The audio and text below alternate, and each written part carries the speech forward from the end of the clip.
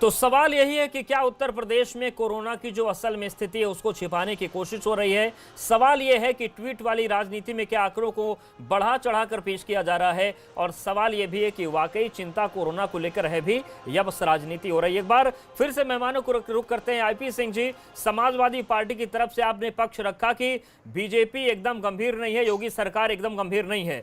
आपके जो नेता हैं अखिलेश यादव जी, उनके 10 ट्वीट्स मैंने देखे, जिसमें 4 ट्वीट उनके काम बोलता पर है कि क्या उन्होंने काम किए, 2 ट्वीट उनके बिजली पर हैं, एक भगवान जगन्नाथ पर है, एक ट्वीट उनका चीन पर है और एक ट्वीट है फादर्स डे का।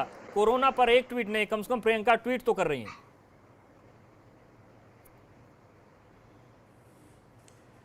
देखिए, आप भारतीय जनता पार्टी के उस तरफ जाइए कि जब इस महामारी में आम आदमी आज भी सोशल डिस्टेंसिंग के साथ जो कोरोना वायरस से जो पीड़ित हैं उनके सहयोग में लगे हैं, जो प्रवासी मजदूर जिनको लाठियों से पीट पीट कर योगी सरकार ने उनको किसी तरह से वो अपने घर पहुंचे, उनकी सेवा में लाखों कार्यकर्ता समाजवादी पार्टी का लगा हुआ है। हजारों कार्यकर्ताओं और नेताओं के ऊपर योगी सरकार ने कोरोना वायरस और पीड़ितों को लेकर एफआईआर दर्ज कराने का काम किया।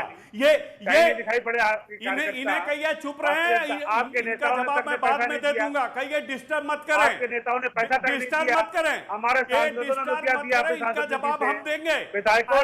झूठ और फरेब की राजनीति करने वाली आगे कहिए कि जब भी ये बोलेंगे एक शब्द बोलने नहीं दूंगा, एक शब्द ऐसा झूठ और फरेब बोलने वाले फर्जी लोगों को एक शब्द नहीं बोलने दूंगा। अगर ये बीच में हस्तक्षेप करेंगे, ये वो सरकार है कि चीफ सेक्रेटरी से एक पूर्व आईएएस ने सवाल पूछ लिया कि आपकी जांच और कथनी करनी में जमीन का फर्क है। उस सूर्य प्रताप सिंह के खिलाफ इस तानाशाही हुकूमत ने एफआईआर दर्ज कर दिया। जो चमचागिरी करिए, जहां पार्टी में आप नेता बन के बैठे हुए हैं, जिससे प्रवक्ता बने बैठे हैं, उसके साथ ईमानदार रहिए। आप तो पता नहीं कहां जा रहे हैं। हाईवे हो, कोरोना में क्या किया आपने, बताइए आपकी पार्टी ने क्या किया है?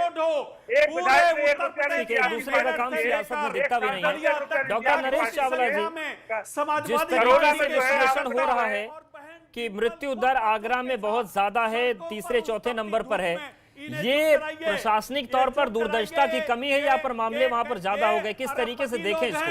ये 2-2 करोड़ की गाड़ियों से चढ़ने वाले देखिए अवधेश जी, मेरे विचार में हिंदुस्तान या हिंदुस्तान की स्टेट सरकारें एज कंपेयर टू पश्चिमी दुनिया यानी कि वेस्टर्न वर्ल्ड, जिसमें अमेरिका और यूरोप आते हैं, कभी बहुत मशहूर नहीं थी।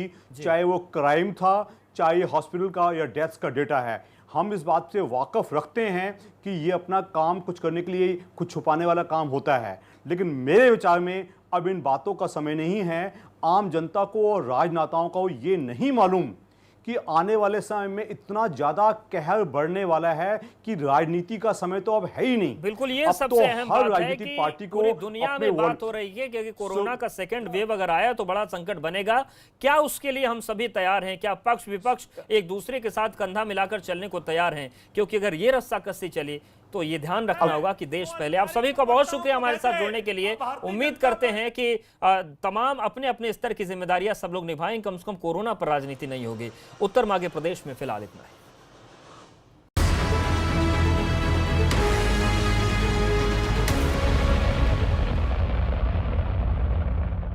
WHO के अनुसार कम से कम 60% अल्कोहल